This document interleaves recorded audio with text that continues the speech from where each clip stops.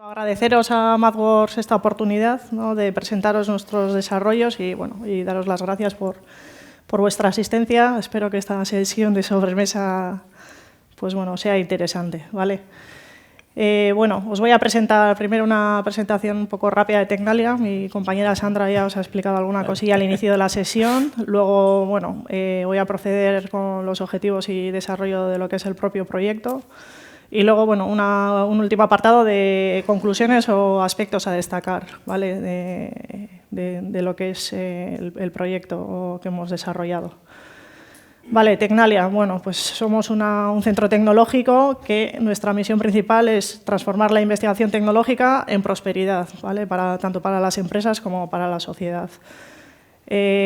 Somos 1.500 personas en plantilla y estamos bastante equiparados, la cantidad de hombres y mujeres. Hemos tenido el año pasado un montante de ingresos de 128 millones de euros, de los cuales la mitad más o menos procedían de financiación pública, tanto competitiva como no competitiva, y la otra mitad de proyectos bajo un contrato y otro tipo de proyectos.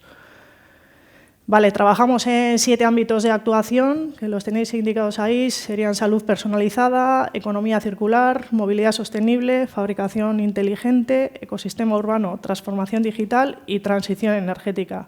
Estos ámbitos de actuación están alineados con los objetivos de desarrollo sostenible y yo concretamente trabajo en la de transición energética, ¿vale? Trabajo en una plataforma que se llama Digital Energy, se creó en 2018. Estamos 12 investigadores y la idea era eso, crear un grupo con capacidades híbridas, ¿no?, que hemos comentado en alguna presentación anterior, que creemos muy importante que haya gente conocedora de dominio, pues en este caso de energía, con gente muy experta en datos, científicos de datos, analistas de datos. Tenemos 3 doctores y 3 doctorandos y además contamos con el apoyo de otros 4 grupos que son casi otras 100 personas en temáticas como inteligencia artificial, ciberseguridad, electrónica de potencia y power systems. Vale, entonces, la misión de nuestra plataforma es generar desarrollos en los cuales aplicamos tecnologías digitales a la red de distribución eléctrica. Entonces, tenemos fijados 5 líneas de investigación. La primera es desarrollo de modelos digitales para el mercado energético. La segunda sería la aplicación de algoritmia basada en inteligencia artificial para la optimización de la gestión energética. La tercera sería el desarrollo de modelos digitales para mejorar la operación y mantenimiento de activos energéticos. Aquí es donde se engloba el proyecto que os voy a presentar. La cuarta sería soluciones de ciberseguridad e inteligencia artificial en nodos Edge de la línea de la red eléctrica. Y la última son soluciones para espacios de datos, que aquí os voy a hablar un poco de este tema también de espacio de datos, ¿vale?, que quizás no es tan conocido como los temas de gemelos digitales, pero creemos que es importante. Tenemos más de 10 publicaciones y en 2019 recibimos un premio de inteligencia artificial aplicada a la industria 4.0. Vale, entonces, voy a empezar ya con lo que es el proyecto. Este proyecto, la mayor parte se ha desarrollado bajo el proyecto Platoon, que es un proyecto europeo financiado en el marco H2020 y que finalizó a finales del año pasado. Y entonces, el antecedente a todo esto es la problemática que existe en el sector eólico y en otros muchos sectores, que es que los datos de operación no están disponibles para cualquiera. Digamos que estos datos de operación los tienen en la mayor parte de las veces los OEMs, algunas veces los propietarios de los parques, dependiendo del contrato que se haya firmado al inicio. Y entonces, ¿qué sucede? Que son los únicos que pueden obtener beneficios de la explotación de estos datos. Entonces, claro, hay otros muchos actores en la cadena de valor de la eólica, como pueden ser fabricantes de componentes, compañías TICs, etcétera, que no tienen acceso a estos datos y entonces se pierde mucho valor que podrían aportar en cuanto a mejora de diseños de sus productos, mejora de operación o otras muchas actividades que podrían crearse en torno a estos datos, ¿vale? Entonces, para intentar ir solucionando poco a poco esta problemática, desde Europa se está invirtiendo mucho dinero en esto, que son los espacios de datos. No sé si es, bueno, es una cosa un poco novedosa, pero hay muchos proyectos europeos financiados. Sobre todo el año pasado nosotros tenemos constancia de que bueno, se han abierto 5 proyectos de bastante dinero en torno a esto, y sobre todo espacios de datos de energía. Entonces, ¿qué es un espacio de datos? Al final son ecosistemas seguros en los cuales se puede hacer una transacción de datos o servicios, pero siempre garantizando ciertos aspectos, como son la seguridad, la privacidad y la soberanía. ¿Vale? Yo cedo mis datos, pero siempre voy a tener controlado y siempre voy a saber quién los usa, para qué los usa, cuándo, cómo, todo. Y entonces esto puede ser una parte de la resolución de ese problema de que los OEMs no quieren compartir datos, ¿no? Pues muchas veces pues suele ser por temas de que pues, su know-how puede quedar un poco al descubierto o bueno, por múltiples razones. Entonces, aquí hay una manera de crear una especie de negocio, ¿no? En torno a lo que se llama la economía del dato. Vale, entonces aquí podéis ver un pequeño esquema de cómo está estructurado y de qué elementos consiste este espacio de datos, ¿no? Entonces tenemos una parte que es la que podéis ver a la izquierda, que es el data provider, que es el proveedor de datos, ¿no? Pues puede ser una empresa, o sea, una compañía OEM o que provienen datos de un parque eólico, de una planta fotovoltaica o de lo que fuera. Y luego hay un segundo punto, que es el de la derecha, que es el consumidor de datos. Pues ese consumidor de datos puede querer esos datos para optimizar diseños, optimizar procesos de fabricación, optimizar la operación o lo que fuera. Entonces, digamos, esa transacción se realiza a través de conectores, ¿vale? Son conectores bajo un estándar IDSA. Y luego hay otros elementos asociados que son los que garantizan eso que hemos comentado antes, ¿vale? El Identity Provider, que se asegura de que esa persona que está pidiendo los datos pues está certificada, está autorizada para acceder a ellos. Está el Clearing House, que es el que tiene en cuenta o contabiliza esas transacciones de datos o de servicios. Y luego hay otro componente que es el Vocabulary Provider, ¿no? Está claro que nos tenemos que entender. Yo te estoy pidiendo como consumidor unos datos a ti como proveedor, pero que hablemos el mismo idioma. O sea, es una especie de diccionario, ¿no? Te quiero pedir una potencia activa, pues que la pidamos, o sea, que ese vocabulario esté bien definido. Entonces, bueno, cada vez se está trabajando más sobre este tema de espacio de datos, ya hay modelos de datos estándares, como pueden ser Sareb, CIM, y ya se están empezando a establecer arquitecturas de referencia internacionales. Entonces, bueno, nosotros en el proyecto Platoon lo que hicimos fue crear esta estructura. Entonces, Engie fue nuestro proveedor de datos. Engie nos envió los datos a través de un conector IDS, que al final es un componente software, pero que lleva implementados esas políticas o esas reglas de control de uso, de gestor de identidades, etcétera. Entonces, nosotros como Tecnalia recibimos esos datos con nuestro conector, que también nos indica pues, qué datos son, de dónde vienen, etcétera, etcétera. Entonces, nosotros ahí lo que creamos es pues un servicio en base a esos datos, ¿no? En este caso hemos creado un gemelo digital para clasificar fallos, o sea, para diagnosticar fallos en un componente eléctrico del tren de potencia del aerogenerador, que en este caso es el generador eléctrico.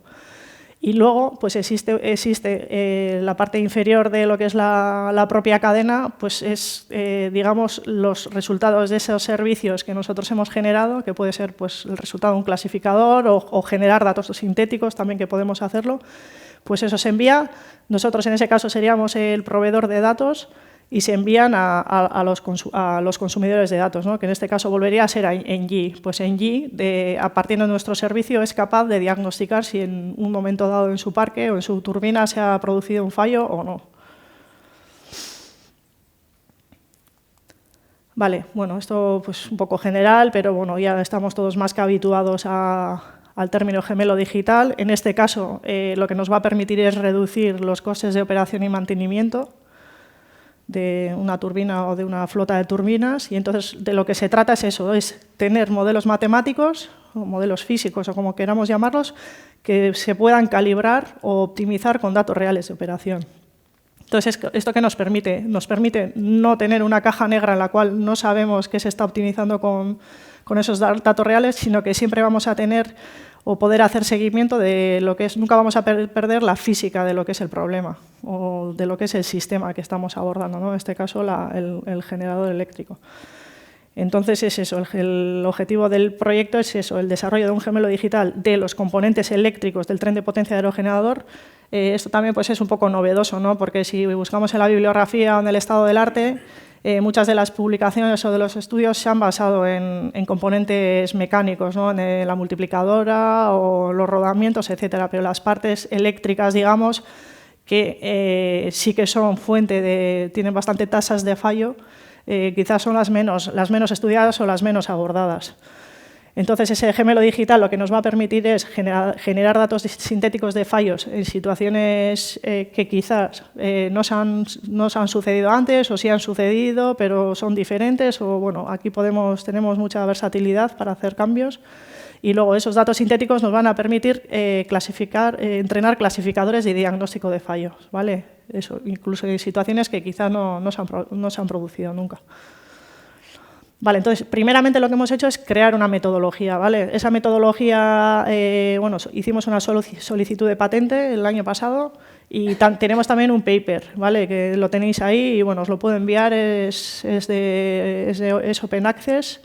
También la publicamos en diciembre de 2022 y, bueno, explica bastante en detalle lo que es la metodología y luego aborda un caso de uso de esa metodología, ¿vale? La podéis mirar en caso de que tuvierais cualquier cuestión, pues podemos hablar.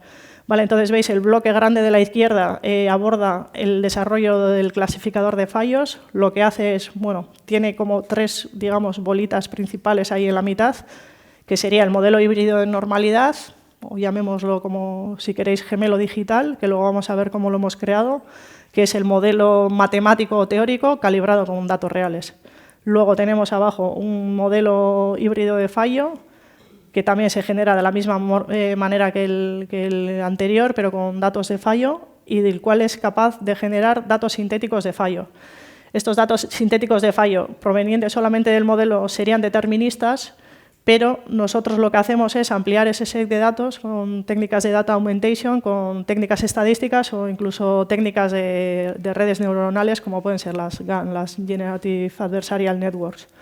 Entonces, lo que hacemos es eso, partimos de datos reales SCADA. Bueno, ahí ya veis en qué componentes hemos utilizado herramientas de MathWorks.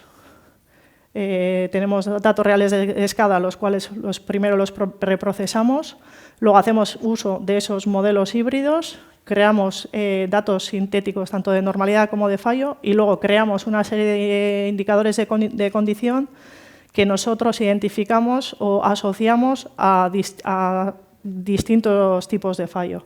¿Vale? Y luego, finalmente, ya con todo eso, lo que hacemos es crear el clasificador. Aquí, como veis, el clasificador lo hemos creado en Python. Eso ha sido, bueno, pues por circunstancias del proyecto, no porque no se pudiera hacer con MathWorks, pero bueno, aquí también es una manera de mostraros cómo se pueden hibridar pues, distintos softwares o distintas capacidades, ¿vale?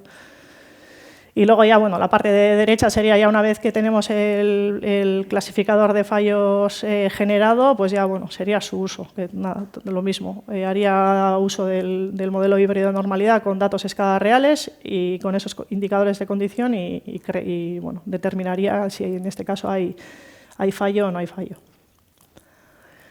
Vale, bueno, hemos partido de un modelo físico-matemático generado en Simulink.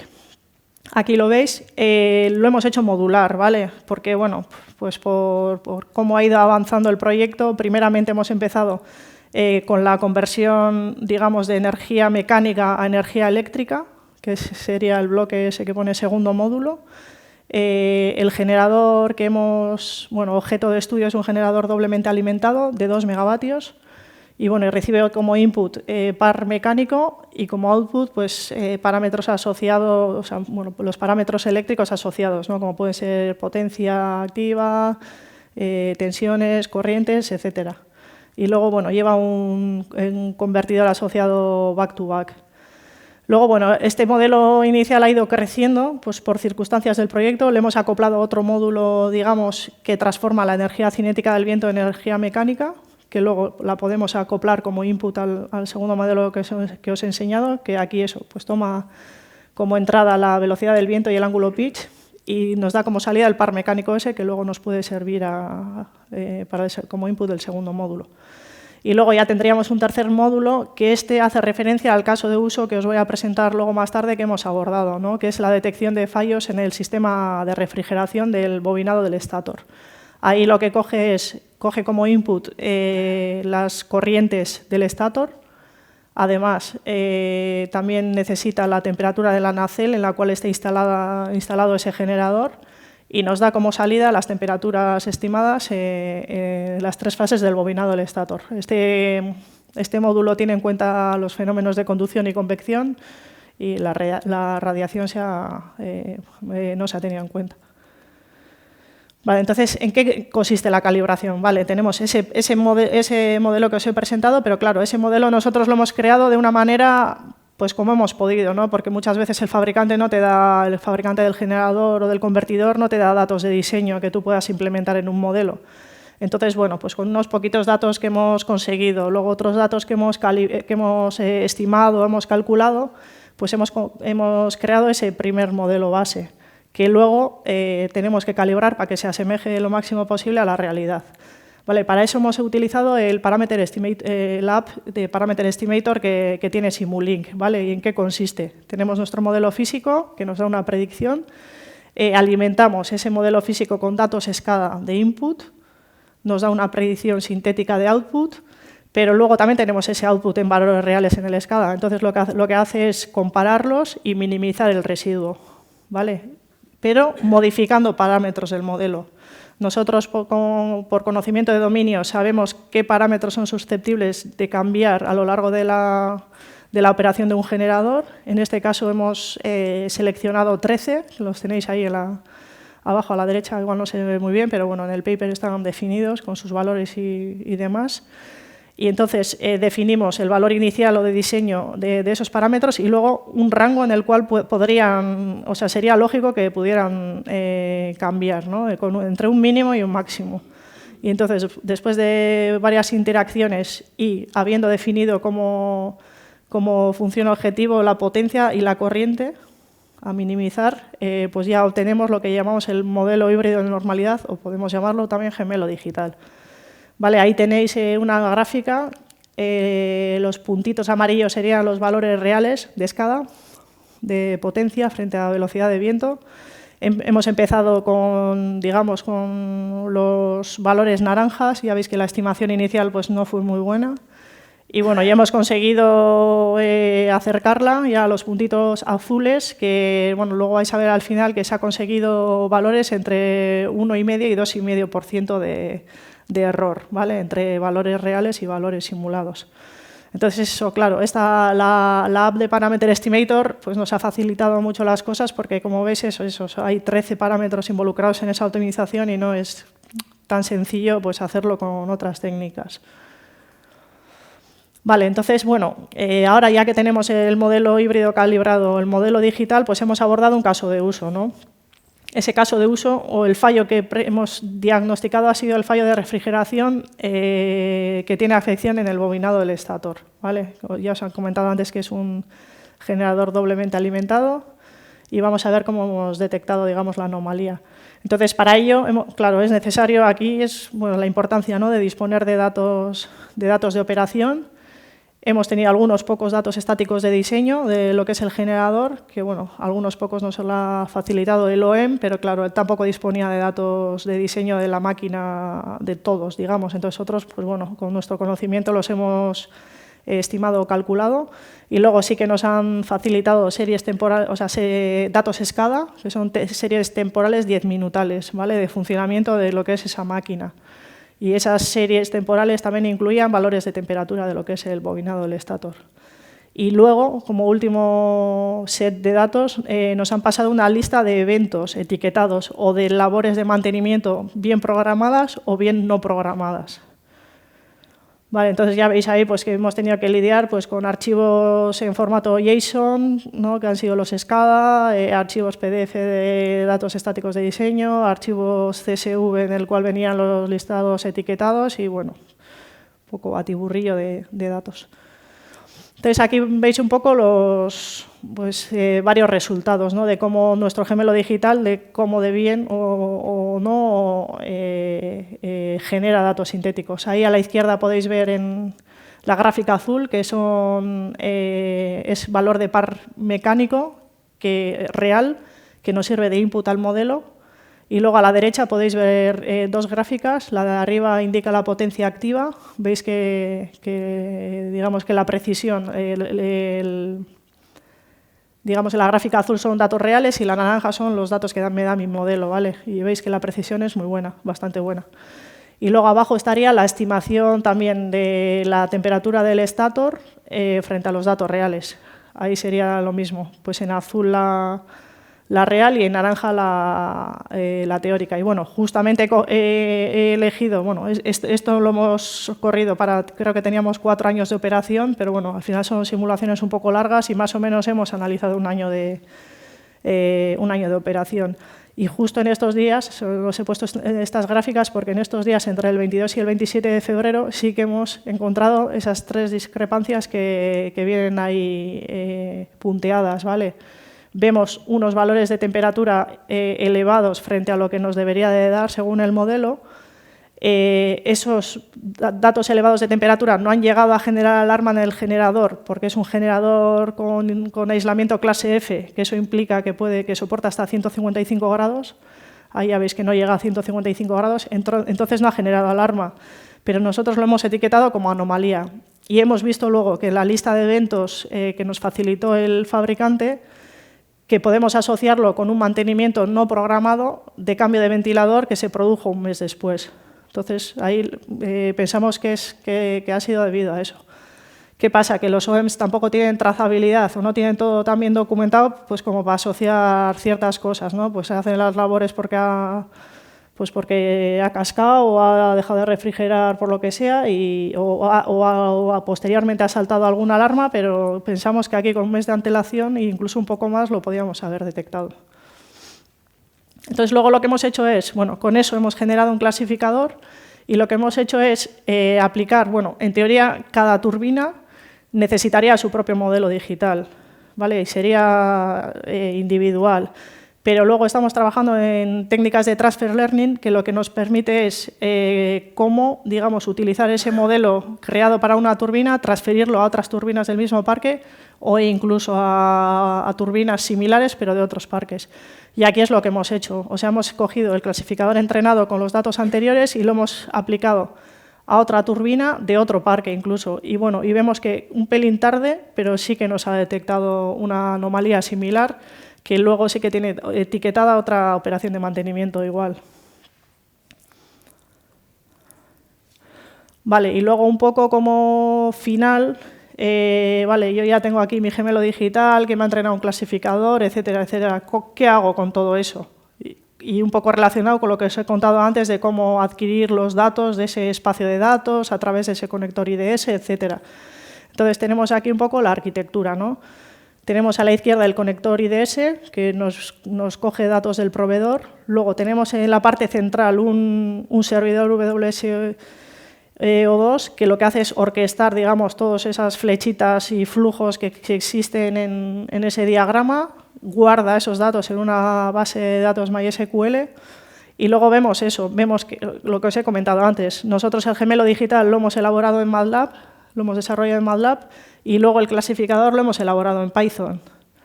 Claro, todo eso hay que orquestarlo y hay que gestionarlo, digamos. Entonces, lo que hemos hecho del gemelo digital de MATLAB ha sido dockerizarlo, ¿vale? Hemos creado, pues eso, como os he comentado, el gemelo, o sea, lo hemos creado en Simulink. Hemos creado un script que lo que hace es ejecutar ese Simulink y luego hemos creado una imagen de un microservicio Docker. Vale, esto lo que nos permite lleva integrado un runtime y nos permite instalar este Docker en cualquier sitio sin que luego le haga falta una licencia exterior para ejecutarse, ¿vale? Porque ese era un poco el miedo que teníamos o las reticencias que te pone el cliente a la hora de que tú le ejecutes un diseño, ¿vale? Me lo vas a ejecutar con MATLAB, pero luego que me va a hacer a mí falta MATLAB para para tenerlo en operación? Entonces, la respuesta es no, no hace falta. Compilándolo de esa manera y dockerizándolo no nos hace falta MATLAB. Entonces, este sería un poco el ecosistema de todo este tema. Nosotros desde MATLAB enviamos a Python esos datos sintéticos para que pueda generar el clasificador y luego ya, pues, digamos, los resultados tanto de nuestro gemelo digital, nuestros datos sintéticos, como los resultados del generador, los volvemos a enviar al consumidor de datos con otro conector IDS. Vale. Y bueno, aquí pues, una especie de traspa de conclusiones o de aspectos a remarcar. Bueno, sí que ha sido un proyecto de envergadura, bastante envergadura, pero bueno, un poco incidir en que hemos trabajado 5 personas, pues 2 más expertos en analítica de datos y en crear, digamos, toda esa arquitectura, y 3 personas más conocedoras de dominio, ¿no? Del dominio de máquina eléctrica, del dominio térmico y de la parte de aerodinámica. ¿Vale? Entonces, eso ya habéis visto, pues el clasificador en Python, nosotros en MATLAB, pues bueno, todo eso hay que gestionarlo. Y lo hemos desarrollado más o menos, el proyecto ha durado 3 años, pero bueno, era un proyecto que incluía muchas más cosas. Y nosotros, sumando las horas más o menos de las 5 personas, pues sería un tiempo efectivo de 8 meses de desarrollo. Que bueno, aquí también es eso. Ahora tenemos un proyecto posterior bastante similar, pero que aborda un generador de imanes permanentes, digamos, de otra tecnología, y vamos a abordar otros fallos. Y claro, ya digamos, el training que hemos conseguido en este proyecto nos permite agilizar mucho más, además, este nuevo desarrollo. Entonces, eso, creemos que es una arquitectura novedosa, ¿no? Porque tiene en cuenta, pues, ese futuro que parece que viene en cuanto a espacio de datos, y luego la interacción de distintas herramientas de trabajo y de cómo no hace falta licencias, que es lo que indico ahí. Sí que hace falta licencia para hacer el desarrollo y para compilarlo, para dockerizarlo, pero luego no hace falta licencia para la ejecución. Y luego aquí eso, en G, pues como digamos, que ha recibido los datos procesados por nuestro servicio, pues él sacó unos números que luego nos los pasó. Eso, bueno, la precisión ya os ha comentado que en potencia activa, digamos, estaba entre un 1,5 y un 2,5 más o menos. La corriente parecido, y luego la temperatura, bueno, era un pelín más peor, pero bueno, estaba sobre un 4% de estimación de diferencia entre el MAPE, entre la real y la teórica. Luego, Engie hizo esos cálculos y concluyó en que le permitiría un 10% de reducción de falsos positivos y que además le facilitaba el troubleshooting, ¿no? Conocimiento de causa-efecto de lo que es el propio fallo. Y luego hizo una estimación de reducción de costes que ascendía a 5 millones de euros, pero en una flota de 1.000 turbinas, que parece que es un poco el indicador que ellos tienen, pero en turbinas onshore, ¿vale? Luego hay que tener en cuenta que todo el desarrollo ha sido en turbinas onshore. Luego hay que tener en cuenta que en offshore, pues bueno, se complica mucho más y digamos que los costes son mucho mayores, pues por ventanas climáticas, disponibilidad de barcos, etcétera. Vale, y eso era lo que os quería presentar por mi parte.